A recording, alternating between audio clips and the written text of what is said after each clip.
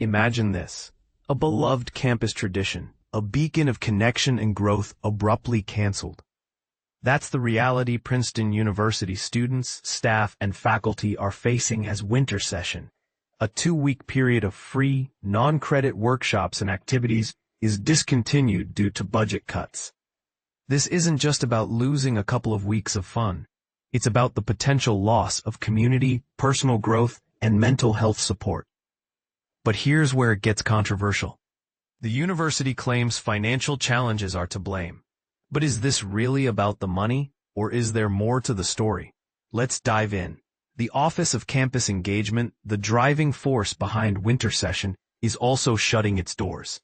Last January, over 6,600 individuals registered for Wintersession events, a testament to its popularity and impact. The university's announcement, dated August 14th, points to financial challenges spurred by the federal government's reassessment of its relationship with American higher education, as well as broader economic uncertainty. But what does this mean for the 4 staff members who currently work in the Office of Campus Engagement? The university hasn't provided an immediate answer. Rochelle Calhoun, Vice President for Campus Life, stated that budget reductions have led to decisions focused on preserving the core student experience and ensuring student health, well-being, and safety. But at what cost? Princeton's commitment to a world-class educational experience remains unchanged, according to Dean of the College, Michael Gordon.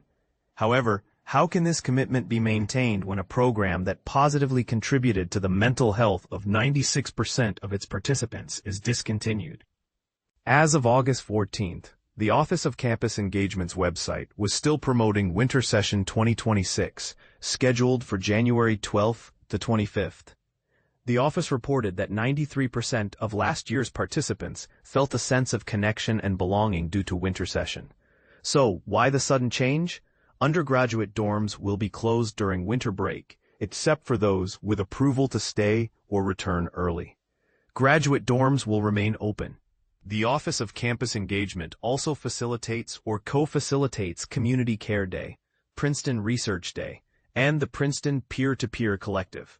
While Community Care Day will continue, the university hasn't specified plans for other campus engagement programs and events.